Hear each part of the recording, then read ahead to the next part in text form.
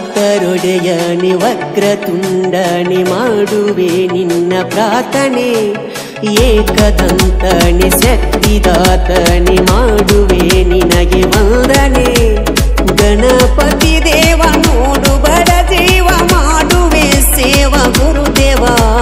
ಮುದ್ದು ಮುಖದೊಡೆಯ ಶುದ್ಧ ಮನದೊಡೆಯ ಹಿಂದೂ ಕುಲದೊಡೆಯನಿ, ಮೂರು ಲೋಕಗಳ ಸಕಲ ಜೀವಿಗಳು ಪೂಜಿಸುವಂತ